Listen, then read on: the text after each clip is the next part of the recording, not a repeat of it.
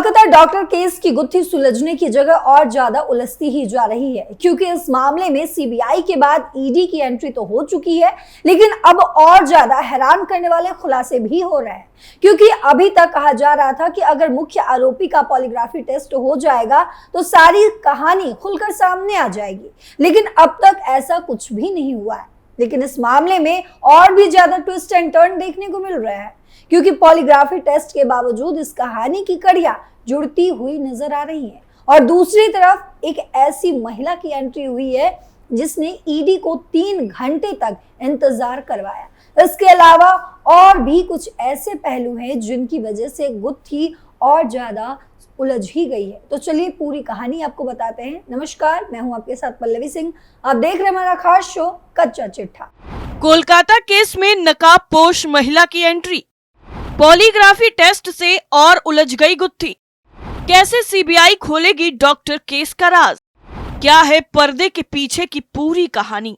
कोलकाता में trainee doctor के साथ हुई घटना से पूरे देश में उबाल है। पश्चिम बंगाल की सीएम ममता बनर्जी ने इस घटना के बाद नया बिल भी लाया, लेकिन इस कहानी में नए ट्विस्ट आते जा रहे हैं। अब एक महिला की एंट्री हुई है जिसका इस कहानी से क्या कनेक्शन है, आपको अभी हम इस कहानी में बताएंगे। दरअसल 6 सितंबर को कोलकाता के आरजीकर हॉस्पिटल के पूर्व प्रिंसिपल संदीप घोष के घर पर ईडी ने रेड की थी। सुबह जब ईडी की टीम पहुंची तब भी घर के बड़े काले गेट पर ताला लगा हुआ था। फिर ईडी की टीम को काफी देर तक इंतजार करना पड़ा। जांच अधिकारी कार में इंतजार कर रहे थे। घर के गेट के बाहर सीआरपीएफ तैनात कर दी गई थी। आखिरकार बाद में एक महिला आई और उसने ताला खोला। अब सवाल यह है कि ये महिला आखिर है कौन, जिसने ईडी को 3 घंटे तक इंतजार करवाया।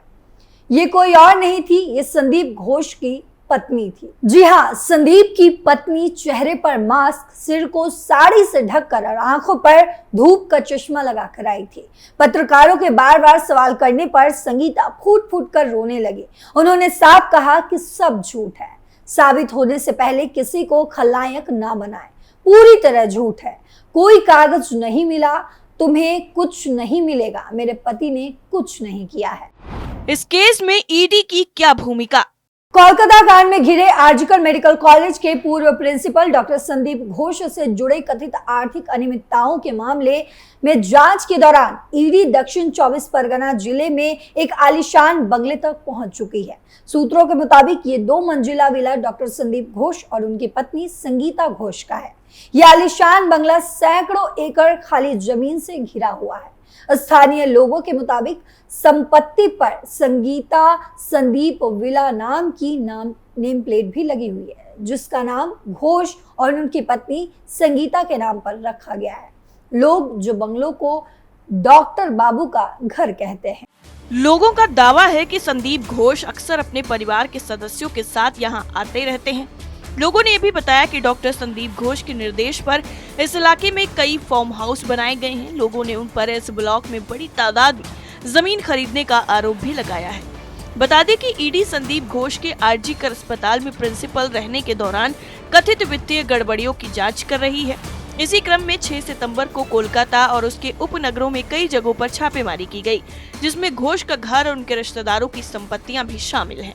ईडी ने संदीप घोष के खिलाफ प्रवर्तन मामला सूचना रिपोर्ट यानी कि ECIR दर्ज की थी, जो आपराधिक मामलों में FIR के समान होता है, यानी कि एक जैसा होता है।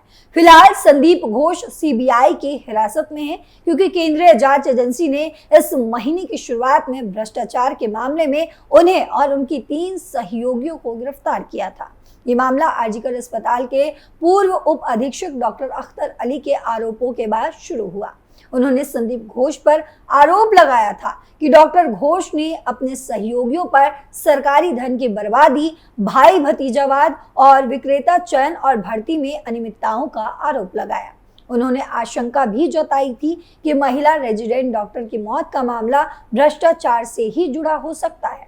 डॉक्टर अली ने दावा किया था कि मृतक डॉक्टर को इन घोटालों की जानकारी थी। इस बीच सुप्रीम कोर्ट ने घोष की उस याचिका को खारिज कर दिया, जिसमें उन्होंने कलकत्ता हाई कोर्ट के उस आदेश को चुनौती दी थी जिसमें भ्रष्टाचार मामले में पक्षकार के तौर पर शामिल किए जाने के उनके अनुरोध को खारिज कर दिया गया था। कोर्ट ने कहा कि एक आरोपी के तौर पर घोष को इस मामले में हस्तक्षेप करने का कोई कानूनी अधिकार नहीं है। वहीं दूसरी तरफ अगर देखा जाए तो पॉलीग्राफी टेस्ट से जो उम्मीद थी वो पूरी नहीं हुई।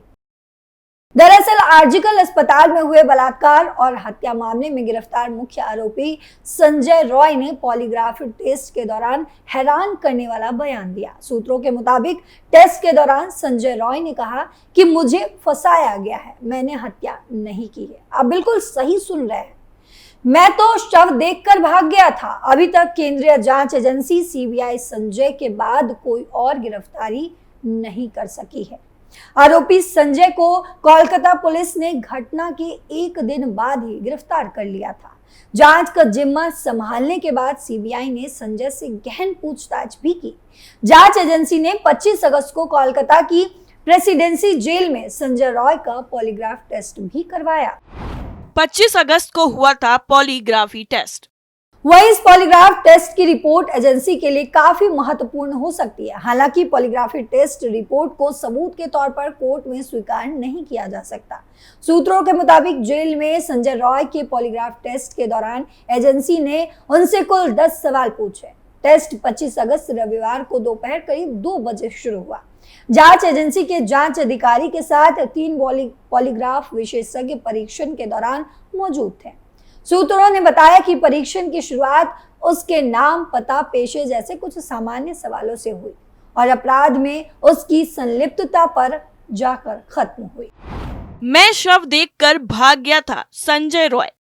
वहीं सूत्रों के मुताबिक कुछ अन्य सवालों के बीच उससे सीधे सवाल पूछे गए कि सेमिनार हॉल के अंदर हत्या करने के बाद तुमने क्या किया, और फिर उससे पूछा गया कि अपराध करने के बाद आप कहाँ गए थे। परीक्षण के दौरान संजय ने जवाब दिया, मैंने हत्या नहीं की है, मैं शव को देखने के बाद सेमिनार हॉल से भाग गया था। पॉलीग्राफ परीक्षण के दौरान संजय ने दुष्कर्म और हत्या में अपनी संलिप्तता से पूरी तरह इनकार कर दिया। संजय ने परीक्षण के दौरान दावा किया कि उसने हत्या और बलात्कार में भाग नहीं लिया है, बल्कि वे सेमिनार हॉल के अंदर शव को देखने के बाद घटना स्थल से भाग गया। गिरफ्तार आरोपी संजय रॉय ने पॉलीग्राफ परीक्षण के दौरान ही नहीं बल्कि अपने वकील के सामने भी खुद को निर्दोष बताया है।